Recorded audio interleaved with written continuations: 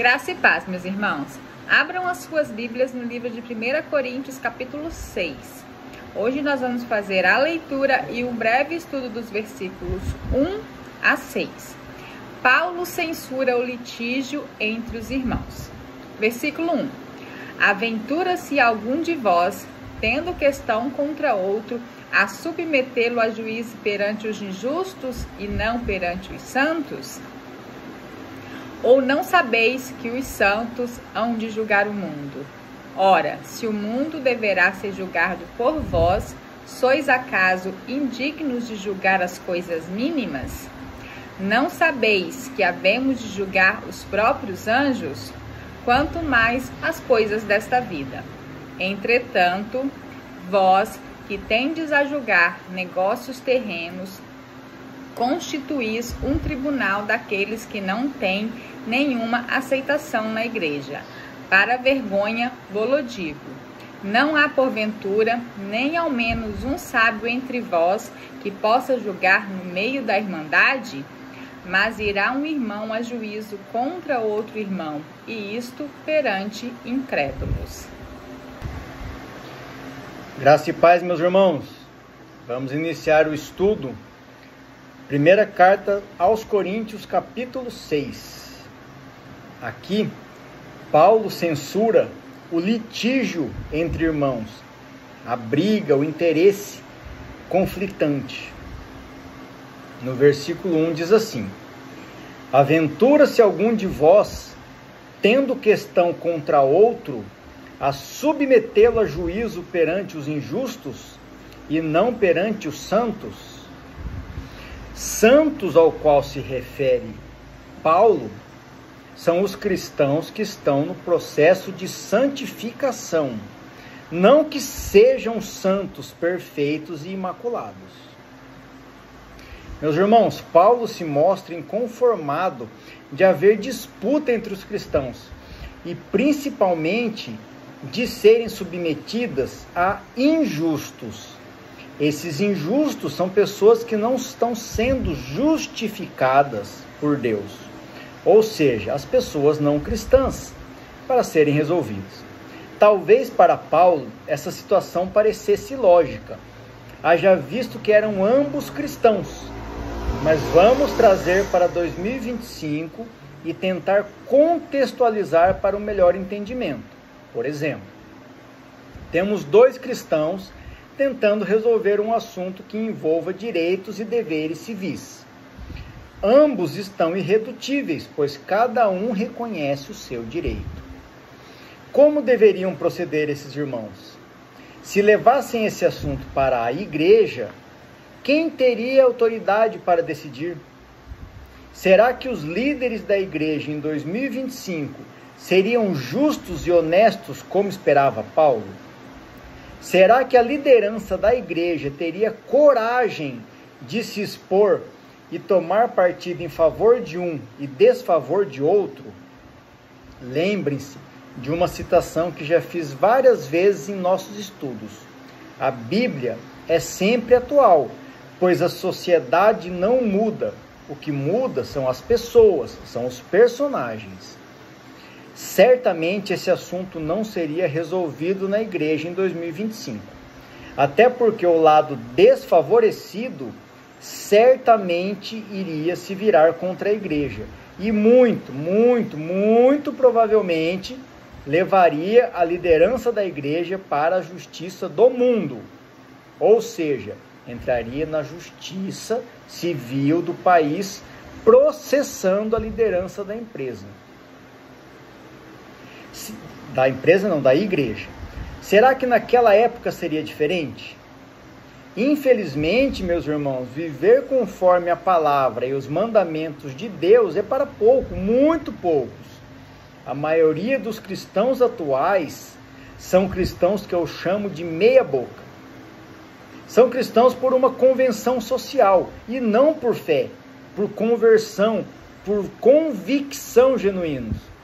Mais uma vez eu digo, não estou aqui para julgar ninguém, cada um que julgue a si mesmo. No versículo 2: ou não sabeis que os santos hão de julgar o mundo. Ora, se o mundo deverá ser julgado por vós, sois acaso indignos de julgar as coisas mínimas? Paulo está dizendo do julgamento de coisas mínimas. Observem. Vejam aqui, irmãos, que Paulo afirma com todas as letras que os santos, aqui está entre aspas, porque não existe santo sobre a terra, serão juízes do mundo. Mas será que é isso mesmo que ele está dizendo nesse versículo? Aqui não trata especificamente em cada um dos santos ou cristãos como um juiz individual e todo-poderoso. O julgamento ao qual Paulo nos exorta é através de Jesus Cristo. Essa participação não é por mérito próprio, mas porque os cristãos, como parte da igreja de Cristo e não da denominação, e unidos a Cristo, estarão presentes com ele, o próprio Jesus, no julgamento final. Muito cuidado com a interpretação da palavra. Os cristãos não serão juízes absolutos, mas estarão associados a Cristo no julgamento de Deus sobre o mundo. No versículo 3. Não sabeis que havemos de julgar os próprios anjos? Quanto mais as coisas desta vida. Mais uma vez, Paulo fala coisas. Trouxe uma referência bíblica aqui, lá no Evangelho de Mateus, capítulo 7, versículos 1 e 2, onde Jesus diz: não julgueis, para que não sejais julgados, pois com o critério que julgardes, sereis julgados, e com a medida com que tiverdes medido, vos medirão também. Paulo nos orienta a julgarmos as atitudes e situações, e não as pessoas. No versículo 4. Entretanto, vós, quando tendes a julgar negócios terrenos, constituis um tribunal daqueles que não têm nenhuma aceitação na igreja. Irmãos, o julgamento de Deus é perfeito, justo e conhece todos os corações, enquanto o julgamento humano é falho e parcial. Não se enganem, isso dentro e fora da igreja, pois todos somos seres humanos. No versículo 5, para vergonha vô-lo digo, não há porventura nem ao menos um sábio entre vós? Lembrando que o sábio a qual Paulo se refere é a sabedoria recebida por Deus, que possa julgar no meio da irmandade. Os cristãos, nós, tem a responsabilidade de viver com discernimento, examinando os ensinamentos e julgando de forma justa as situações, mas sempre com base na palavra de Deus e não com hipocrisia. Versículo 6. Mas irá um irmão a juízo contra outro irmão, e isto perante incrédulos. O apóstolo Paulo usou a afirmação sobre o julgamento para repreender a igreja de Corinto, por levar questões entre irmãos à justiça de incrédulos, o que era uma derrota e mau testemunho. A orientação era para que os problemas fossem resolvidos internamente, com base nos princípios do Evangelho. Eu vou deixar um testemunho pessoal aqui para vocês, para nós concluirmos esse trecho de estudo, que diz assim, ó. Recentemente, isso aconteceu comigo, tá? Passei por uma situação que se enquadra nesse estudo. Estava realizando uma negociação com um irmão cristão. A negociação envolvia bens e recursos financeiros. Não conseguimos chegar a um acordo. Então, resolvi parar a negociação. Tive a ideia de enviar uma mensagem ao irmão para esclarecer o meu ponto de vista, por respeito e consideração. Porém, o irmão recebeu isso como uma afronta, uma ofensa pessoal. e resolveu vir pessoalmente tirar satisfações comigo. Iniciamos uma conversa hostil, pois a situação já era tensa. Tentei chamar o irmão a refletir, quando disse a ele: irmão, o senhor é cristão, veja o que está fazendo.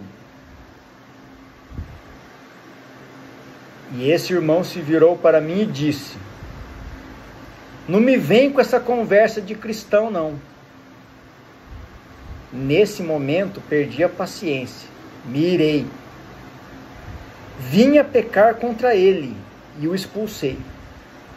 Triste, mas verdadeiro testemunho cristão. Nós, como cristãos, não estamos isentos de tribulações, de pecar, de cair, de agir contra os mandamentos e o ensino de Cristo.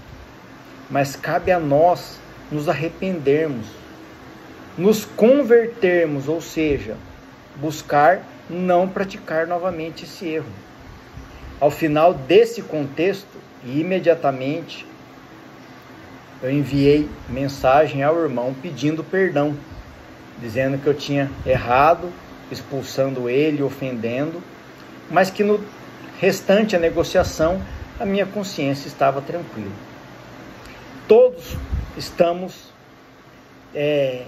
nesse mundo e passamos por situações que nos desviam da palavra de Deus.